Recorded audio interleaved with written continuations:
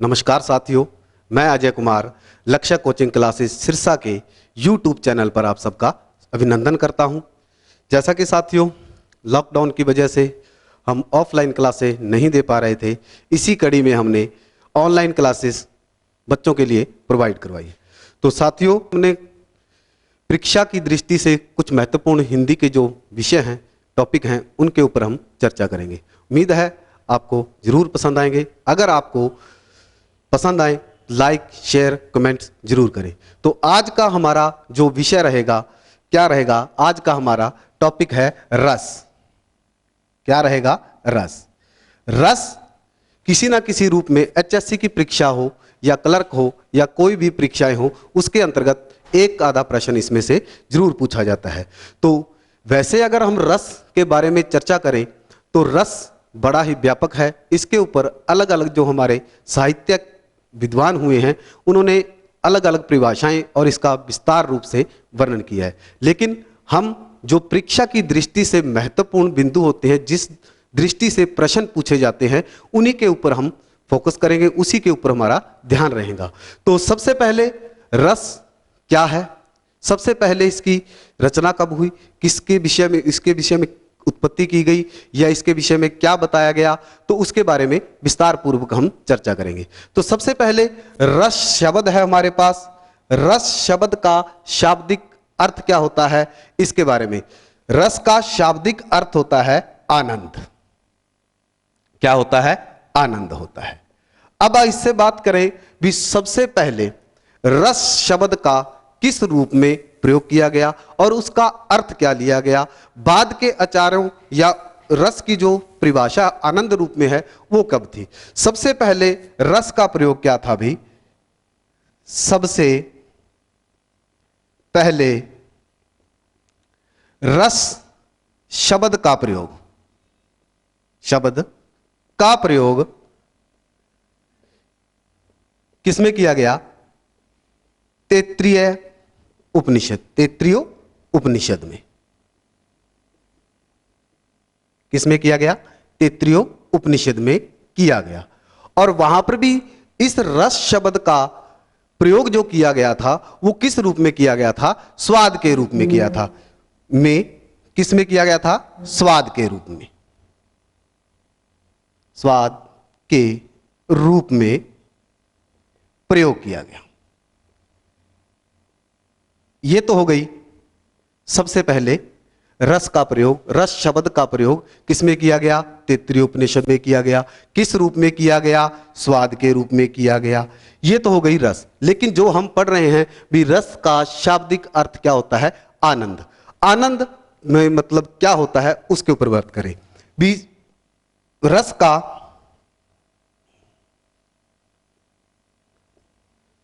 साहित्य में सर्वप्रथम प्रयोग भरत मुनि जी के द्वारा किया गया। किसके द्वारा किया गया? भरत मुनि जी के द्वारा किया गया। और किस पुस्तक में किया गया? नाट्य शास्त्र पुस्तक में किया गया। किस पुस्तक में किया गया? नाट्य शास्त्र, नाट्य शास्त्र पुस्तक में किया गया। यह तो हो गई कुछ इससे जुड़ी हुई विशेष बातें भी। रस का शाब्दिक अर्थ क्या होता है? आनंद। रस का सबसे पहले रस शब्द का प्रयोग किस रूप में किया गया? तैत्तिरीय उपनिषद में किया गया। किसके अर्थ में किया गया? स्वाद के अर्थ में किया गया। लेकिन साहित्य में अगर रस की बात की जाए तो भरत मुनि जी के द्वारा किया गया, नाट्य शास्त्र पुस्तक में किया गया। अब आ जाती है रस की परिभाषा क्या होती है। रस की परिभाषा क्या होती है भी? परिभाषा की हम बात करें, रस की परिभाषा, रस की जो परिभाषा है क्या थी? साहित्य या काव्य को पढ़कर हमारे हृदय में जो आनंद की अनुभूति होती है, किसकी अनुभूति होती है? आनंद की अनुभूति होती है, अनुभूति होती है, उसे हम क्या कहते हैं? उसे रस कहते हैं, उसे रस कहते हैं। यह तो हो गई रस शब्द की परिभाषा। क्या हो गई? भी साहित्य या किसी काव्य को पढ़ करके हमारे हृदय में क्या होता है? एक आनंद की अनुभूति होती है। उसी आनंद अनुभूति को हम क्या कहते हैं? रस कह देते हैं। अब बात आ जाती है, इसे क्या कहते हैं? साहित्य या काव्य की आत्मा भी कहा जाता है। इसे क्या कहते हैं? साहित्य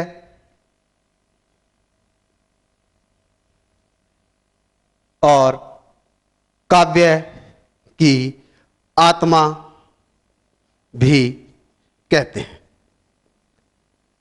यह भी बात आ गई। क्या कहते हैं? काव्य और साहित्य की रस क्या होती है? आत्मा होती है। अगर किसी भी काव्य को पढ़ करके हमें किसी भी प्रकार का रस या आनंद अनुभूति नहीं होती तो काव्य नीरस कहलाता है। अब बात करें भी जो रस होता है, आनंद होता है, लौकिक होता है या फिर अलौकिक होता है? तो इसकी हम बात करें तो क्या होता है? जो रस होता है न तो लौकिक होता है और न ही क्या होता है? अलौकिक होता है। क्या होता है? रस क्या होता है? रस न तो लौकिक होता है और न ही अलौकिक होता है,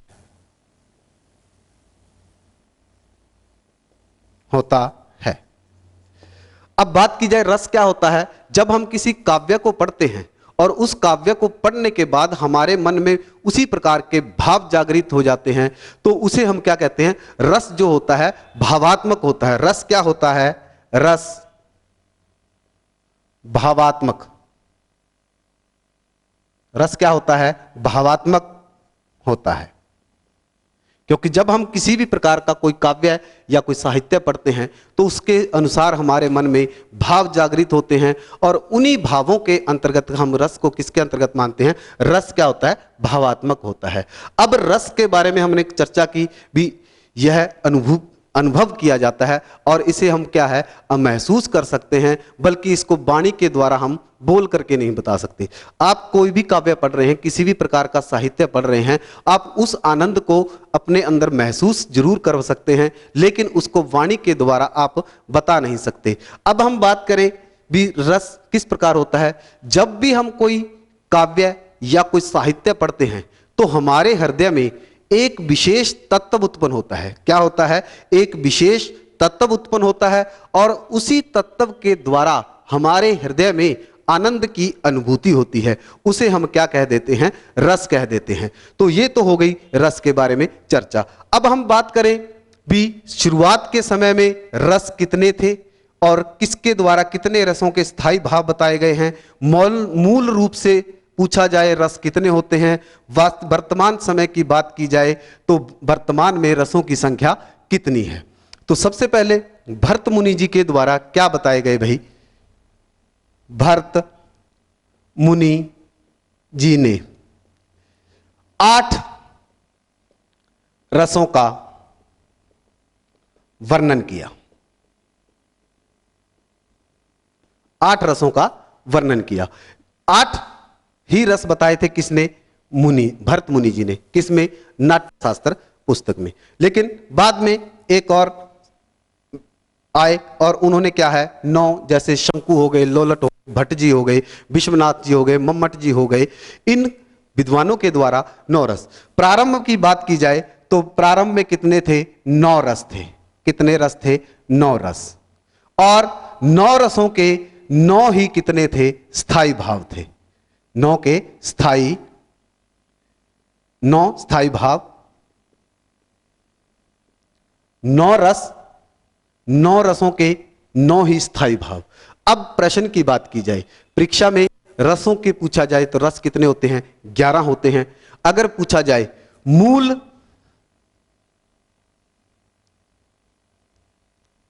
रूप में रस कितने हैं? 9 हैं। और इन्हीं रसों के स्थायी भाव कितने हैं? मूल रूप में स्थायी भाव कितने हैं? 9 ही हैं। अब बात की जाए वर्तमान समय की। अगर प्रश्न पूछा जाता है मूल रसों की रचना कितनी है भरत मुनि के द्वारा, या मूल रस कितने हैं, तो 9 हैं, और उन्हीं के स्थायी भाव कितने हैं, 9 हैं। अब बात की जाए वर्तमान में कितने हैं, 11। अगर रस पूछे जाए रसों की संख्या कितनी है तो 11, अगर पूछा जाए मूल रूप में कितने हैं तो 9 होंगे, और 9 ही स्थायी भाव होंगे। अब आ जाता है वर्तमान में। वर्तमान में रसों की संख्या कितनी है, 11 है। कितनी है, 11 है। अब आ जाता है, अभी 9 थे, 9 के बाद 2 रस और कौन कौन से जोड़े गए हैं और किन आचार्यों के द्वारा जोड़े गए हैं, तो 10वें रस की बात करें, 10वां रस किसके द्वारा जोड़ा गया, विश्वनाथ जी के द्वारा, विश्वनाथ जी के द्वारा। और कौन सा रस जोड़ा गया, भक्ति रस, नहीं सॉरी, वात्सल्य रस, वात्सल्य रस। और इसका स्थायी भाव क्या बताया गया, स्नेह। स्थायी भाव क्या बताया गया, स्नेह बताया गया। यह तो हो गया 10वां। अब 11वां रस भी था। 11वां रस कौन सा था भाई, 11वां रस कौन सा, किसके द्वारा जोड़ा गया, रूप गोप स्वामी जी के द्वारा, रूप गोप स्वामी जी के द्वारा, जी के द्वारा जोड़ा गया। कौन सा, 11वां रस। कौन सा रस था, भक्ति रस। कौन सा था, भक्ति रस। और भक्ति रस का स्थायी भाव क्या दिया गया, देव रति भी बोल देते हैं इसको, या इसको बोल देते हैं देव विषय रति। यह इसका स्थायी भाव था। 10वां रस किसके द्वारा जोड़ा गया, विश्वनाथ जी के द्वारा जोड़ा गया। कौन सा रस जोड़ा गया, वात्सल्य रस जोड़ा गया। उसका स्थायी भाव क्या बताया गया, स्नेह बताया गया। उसके बाद 11वां रस किसके द्वारा जोड़ा गया, रूप गोप स्वामी जी के द्वारा जोड़ा गया। और उनके द्वारा कौन सा रस जोड़ा गया था, भक्ति रस जोड़ा गया था। और भक्ति रस का स्थायी भाव क्या होता है, देव रति होता है, या फिर देव विषय रति होता है। तो ये हमारे इस प्रकार से वर्तमान में 11 रस हो गए हैं। रसों की संख्या 11। अगर मूल रस पूछे जाए, मूल रसों की संख्या कितनी है, तो 9। अगर इन 11 रसों के स्थायी भाव पूछे जाए तो कितने होंगे, 11 रसों के स्थायी भाव कितने होंगे, 9 ही होंगे। ये आपने याद रखना है, क्योंकि 11 रसों के 11 स्थायी भाव अलग अलग हैं, लेकिन वो 9 ही क्यों मान्य हैं उसके बारे में भी हम चर्चा करेंगे। जब इनके स्थायी भाव के अंतर्गत हम 11 के 11 रसों को पढ़ेंगे तो वहां पर 9 ही स्थायी भाव बताए जाएंगे। नाम अलग हैं लेकिन उनके अर्थ वैसे ही होंगे। क्या होंगे वो हम आगे चल करके चर्चा करेंगे। मूल रस कितने हैं, 9, उनके स्थायी भाव 9, और 11 रस इस प्रकार से अलग अलग आचार्यों के द्वारा जोड़े गए हैं। अब हम बात कर लें, भरत मुनि जी ने नाट्य शास्त्र पुस्तक के अंतर्गत एक अपनी रस के अंतर्गत बताया गया है भी रस के अंग क्या होते हैं, कितने होते हैं, उनके बारे में एक कोटेशन या फिर उन्होंने अपनी एक परिभाषा दी है। क्या दी है, भरत मुनि जी ने कहा है, क्या विभावा, विभावा, अनुभाव, व्याविचारी,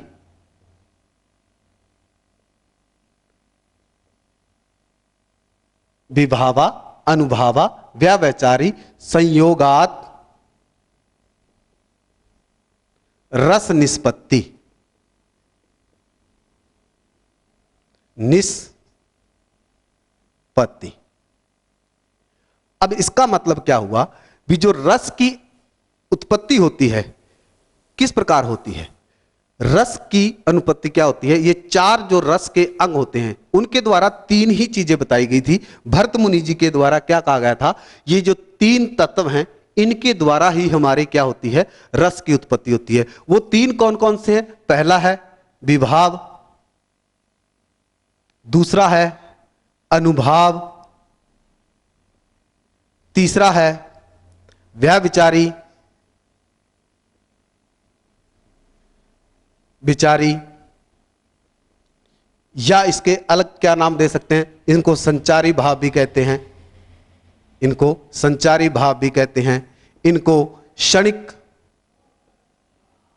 भाव भी कहते हैं। व्यभिचारी को संचारी भाव भी कहते हैं, संचारी भाव को क्षणिक भाव भी कहते हैं, क्योंकि ये कुछ समय के लिए ही आते हैं, स्थायी भाव के साथ आते हैं। अब इनको मिलाने के बाद ही हमारे मन में क्या होती है, आनंद की अनुभूति होती है, रस उत्पन्न होता है, आनंद उत्पन्न होता है। अब आ जाए 3, लेकिन रस के तो 4 अंग होते हैं। एक आता है स्थायी भाव। स्थायी भाव किसके द्वारा जोड़ा गया, अभिनव गुप्त के द्वारा। क्या, अभिनव गुप्त जी ने इसमें क्या जोड़ा, एक स्थायी भाव और जोड़ दिया। स्थायी भाव ये किसके द्वारा जोड़ा गया। अब प्रश्न बन सकता है, भरत मुनि जी ने रस के कितने अंग बताए या कितने भाग बताए जिनके द्वारा रस की उत्पत्ति होती है। उनके द्वारा 3 बताए गए। कौन से, विभाव, अनुभाव और संचारी भाव, ये बताए गए। अब अभिनव गुप्त जी के द्वारा भी आगे क्या बताया गया, एक स्थायी भाव बताया गया। इस प्रकार रस के कितने अंग हो जाते हैं, इस प्रकार रस के 4 अंग हो जाते हैं। ये चारों मिलकर के ही क्या करते हैं, हमारे हृदय में आनंद उत्पन्न करते हैं। तो ये 4 हैं रस के अंगों की बात की जाए। रस के अंग कितने हो गए हैं, रस के अंग, प्रकार, भाग, जो भी लिखना है, कितने होते हैं, 4 होते हैं। 4 होते हैं। कौन कौन से, स्थायी भाव, दूसरा विभाव, तीसरा अनुभाव, चौथा संचारी या व्यभिचारी भाव। इस प्रकार ये हमारे क्या हो जाते हैं, रस के 4 अंग आ जाते हैं। सबसे पहले कौन सा आता है, स्थायी भाव आता है। अब स्थायी भाव क्या होता है, किस प्रकार होता है, उसके बारे में हमने चर्चा करनी है। और इसी स्थायी भाव के अंतर्गत ही क्या आ जाते हैं, हमारे 11 के 11 जो रस हैं वो स्थायी भाव में ही समाहित हो जाते हैं। तो इसकी परिभाषा क्या होती है और किस प्रकार ये उत्पन्न होता है, उसके बारे में हमें चर्चा करनी है। सबसे पहले रस का कौन सा अंग आ जाता है, स्थायी भाव। स्थायी भाव। अब ये स्थायी भाव क्या होते हैं और इनके बारे में किस प्रकार से हम परिभाषा दे सकते हैं, उसकी हम चर्चा करेंगे। क्या है, ऐसे भाव। स्थायी भाव क्या होता है, ऐसे भाव जो व्यक्ति में क्या होते हैं, संस्कार रूप में होते हैं। संस्कार रूप में होते हैं। पहली बात, ये जन्मजात होते हैं। ये क्या होते हैं, ये जन्म जात होते हैं।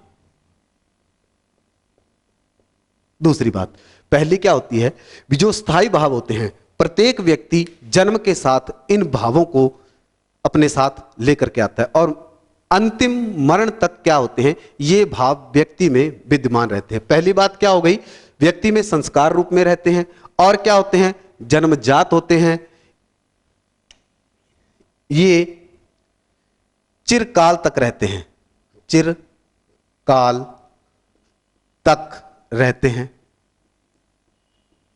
ये बात हो गई, पहला संस्कार रूप तक, दूसरा चिरकाल तक, तीसरा जन्मजात तक रहते हैं। और ये क्या होते हैं, सुप्त अवस्था में प्रत्येक व्यक्ति में, सुप्त अवस्था में, सुप्त अवस्था का मतलब क्या होता है, सोई हुई अवस्था में रहते हैं। अब आ जाता है समय और स्थिति को पा करके ये अपने आप ही क्या हो जाते हैं, जागृत हो जाते हैं। क्या लिखेंगे, सुप्त अवस्था में हो रहते हैं और क्या होते हैं, समय तथा स्थिति के अनुसार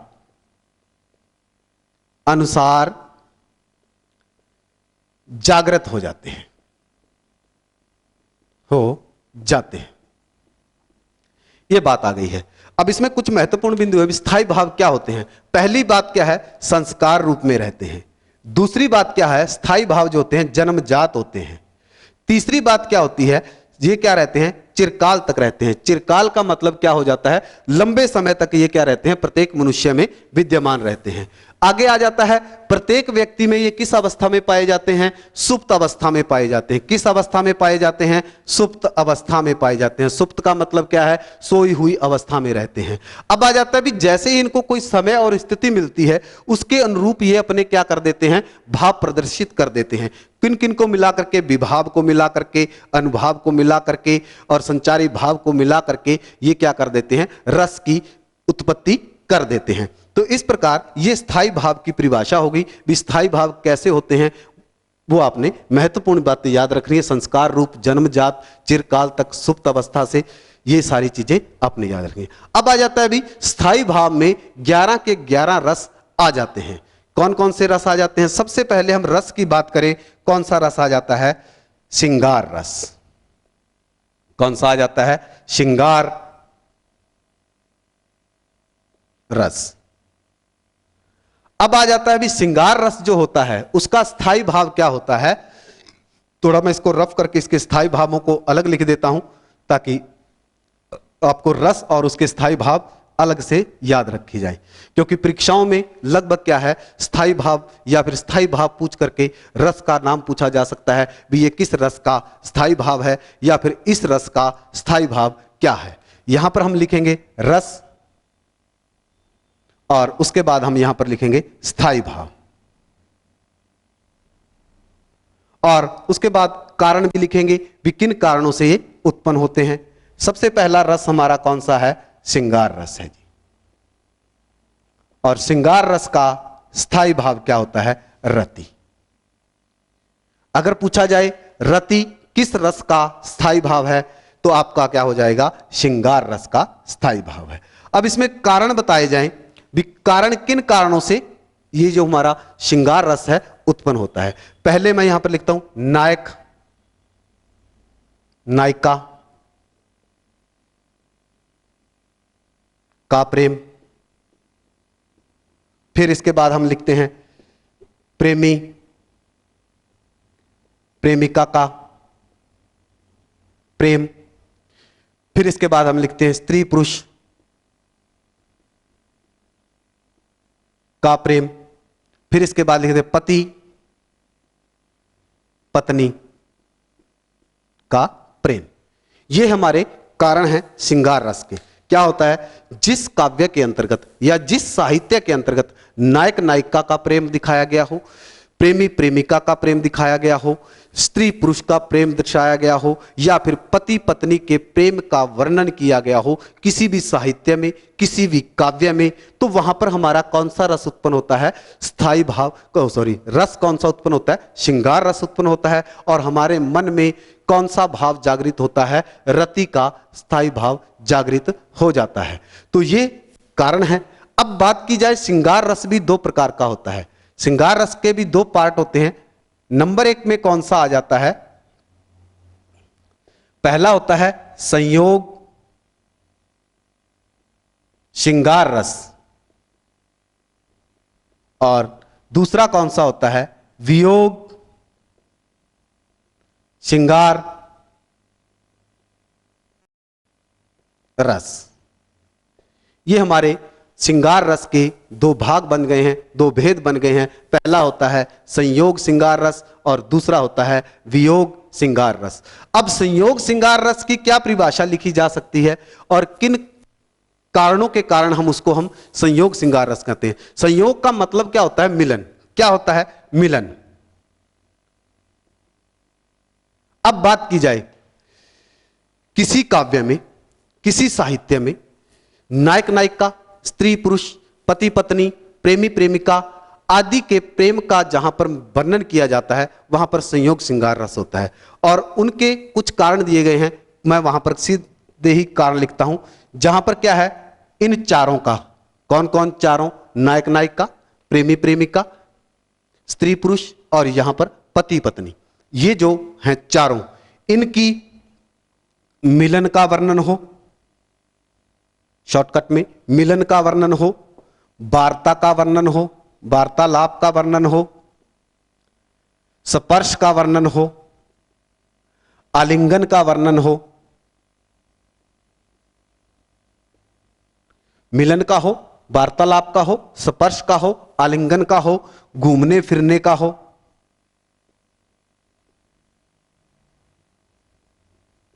घूमने फिरने का हो, उपवन वाटिका में, उपवन वाटिका में बैठने का हो, वहां पर कौन सा रस होता है? संयोग श्रृंगार रस होता है। क्योंकि जहां जिस भी काव्य के अंतर्गत आपको उनके मिलन का वर्णन किया जाए, वार्तालाप का वर्णन किया जाए, आलिंगन का मतलब उनके गले मिलने का वर्णन किया जाए, उनके स्पर्श मतलब उनके छूने का वर्णन किया जाए, उनके घूमने फिरने का वर्णन किया जाए, उपवन वाटिका में बैठे रहने का वर्णन किया जाए, उसमें क्या होता है? संयोग श्रृंगार रस होता है। इसके अलावा किसी काव्य में या किसी साहित्य में नायक नायिका के या स्त्री पुरुष के पहनावे का वर्णन हो, उनके बोलचाल का, उनकी चाल ढाल का जहां पर वर्णन किया जाता है, वहां पर कौन सा रहता है? संयोग श्रृंगार रस ही रहता है। अब हम वियोग का मतलब क्या होता है? बिछोड़ा। वियोग का मतलब क्या होता है? बिछोड़ा। अब वियोग श्रृंगार रस कहां पर होता है? जहां पर क्या किया जाता है?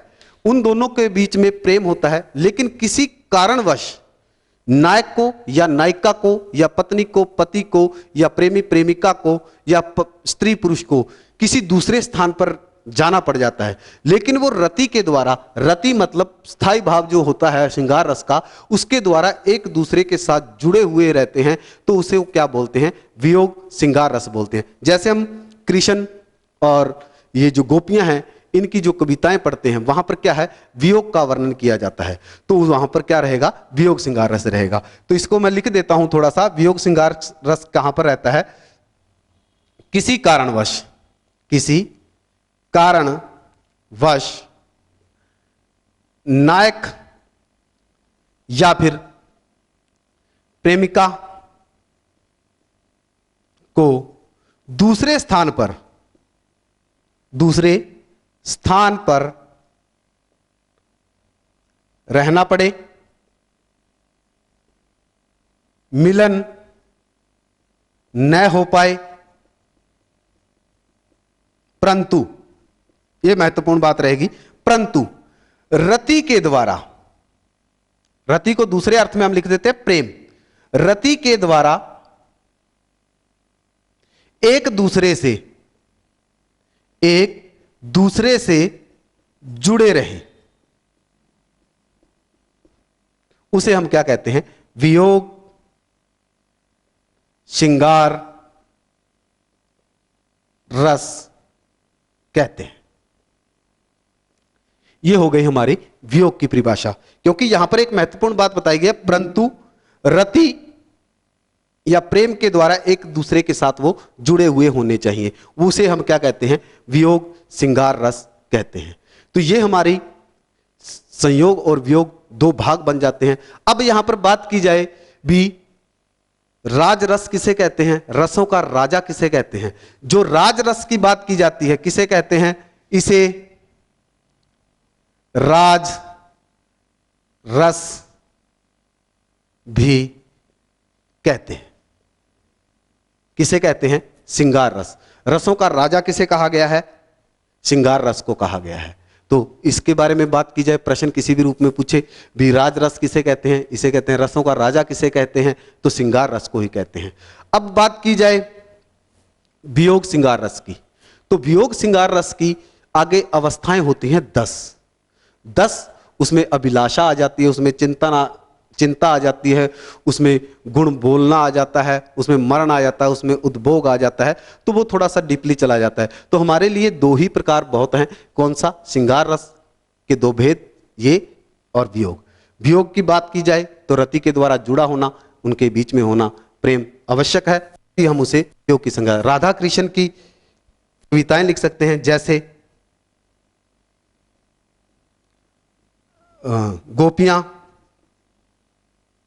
गोपियों तथा कृष्ण का प्रेम, कृष्ण का प्रेम, ये किससे आधारित है? वियोग श्रृंगार रस पर आधारित है। तो इस प्रकार पहला रस हमारा पूर्ण हो जाता है। और किस प्रकार से इसके मिलन, वार्तालाप, स्पर्श, आलिंगन आदि का हो तो संयोग। अगर वहां पर बिछोड़े की बात की गई हो किसी काव्य या किसी साहित्य में, तो उसे हम क्या कहते हैं? वियोग श्रृंगार रस कह देते हैं। तो इसके बाद हम आगे पढ़ते हैं दूसरा रस। दूसरा रस, वैसे 11 रस हैं, 11 में से कोई भी रस हम इसमें ले सकते हैं। मान लिया दूसरा रस हम लेते हैं हास्य रस।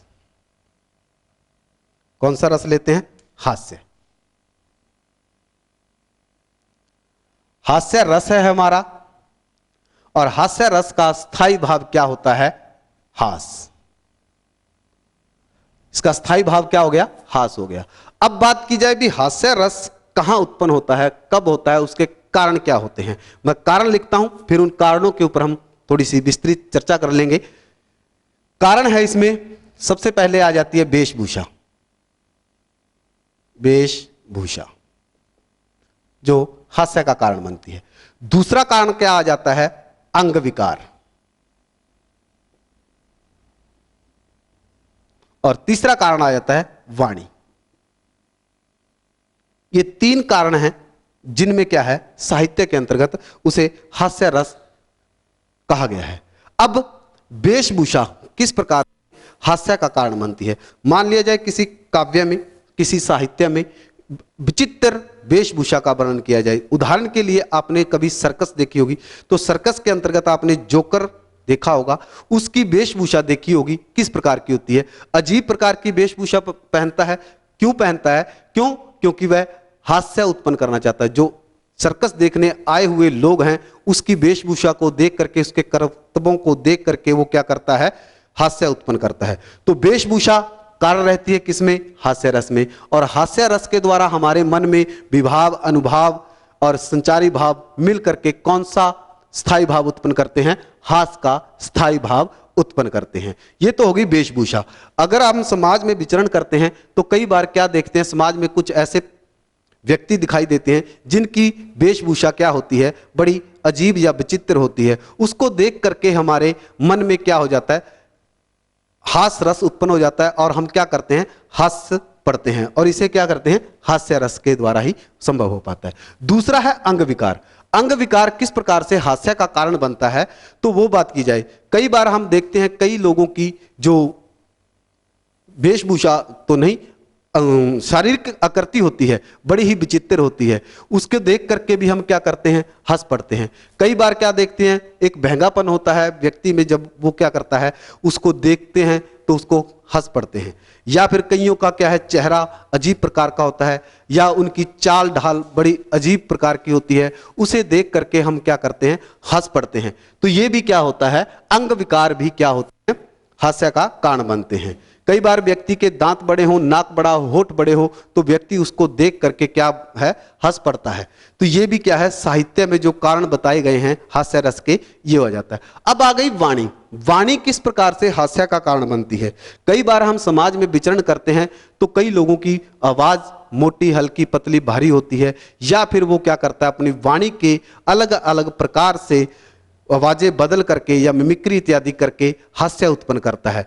तो ये हास्य रस के कारण बताए गए। साहित्य के अंतर्गत हास्य रस को उत्पन्न करने के ये तीन कारण बताए गए हैं। पहला वेशभूषा, दूसरा अंग विकार, और तीसरा क्या बताया गया है? वाणी। इन तीनों के द्वारा हम क्या करते हैं? साहित्य में हास्य रस उत्पन्न करते हैं, और हमारे मन में कौन सा भाव जागृत हो जाता है? जो स्थायी भाव हमारे अंदर विद्यमान होता है वो हास्य का उत्पन्न हो जाता है, और हम हंस पड़ते हैं। ये हो गया हमारा दूसरा रस। अब आ जाता है तीसरे रस की हम बात करें।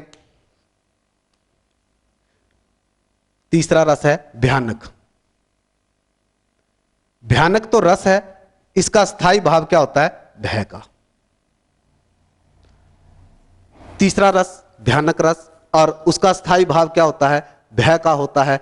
अब इसके कारण क्या हैं? भी देखो, वैसे तो हम आमतौर पर छोटी मोटी चीजों को देख कर डर जाते हैं, लेकिन साहित्य में भयानक रस अलग रूप में बताया गया है। किस रूप में?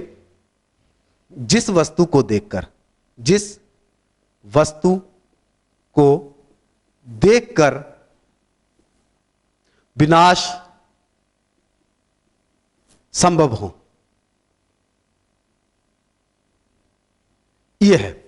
किसी वस्तु को देख करके, अब देखने को तो हम छिपकली, कॉकरोच, मेंढक इत्यादि को भी डर जाते हैं, अंधेरे कमरे को देख करके भी डर जाते हैं, लेकिन उसके कारण भी हमारे मन में क्या है? भय का रस उत्पन्न हो, स्थायी भाव उत्पन्न हो जाता है। लेकिन साहित्य में क्या बताया गया है? भी जिस वस्तु को देख करके आपको अपना विनाश सुनिश्चित लगे, तभी क्या है वो भय की संज्ञा में आ सकता है।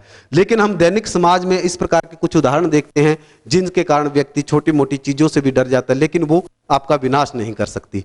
अगर डरने की चीज है, सांप आपका विनाश कर सकता है, शेर चीता ये आपका विनाश कर सकते हैं। दूसरा, शत्रु, शत्रु को देख करके भी, दुश्मन को देख करके भी आपका विनाश संभव है।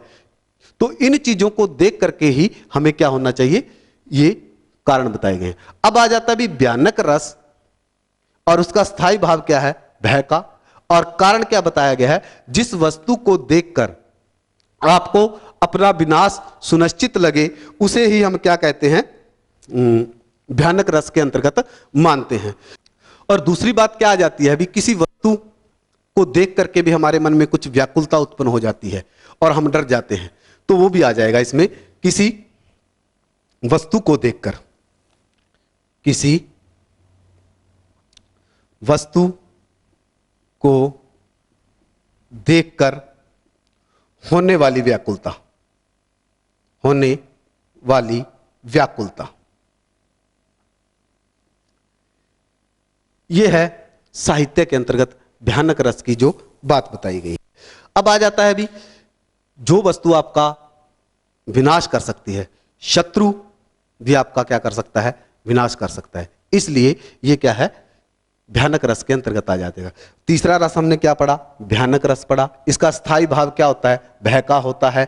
अब आ जाता है भी कारण क्या रहते हैं, जो वस्तु आपका विनाश करने में समर्थ है उसको देख करके आपको क्या करना चाहिए, डरना चाहिए। ऑटोमेटिकली हमारे अपने आप ही हमारे मन में क्या है, उसी प्रकार के भाव जागृत हो जाते हैं। अब बात की जाए साहित्य में या किसी काव्य में, जब इस प्रकार का अंधेरी या प्राचीन मंदिरों या फिर गुफाओं इत्यादि का वर्णन किया जाता है, डरावने रूप में किया जाता है, तो वहां पर कौन सा रस रहता है, भयानक रस रहता है, और हमारे मन में क्या हो जाता है, भय का स्थायी भाव जागृत हो जाता है। ये कारण रहेंगे और ये क्या रहेंगे, हमारे रस, और ये क्या रहेंगे, स्थायी भाव। अगर आपको वीडियो अच्छी लगे तो लाइक, कमेंट्स और शेयर जरूर करें।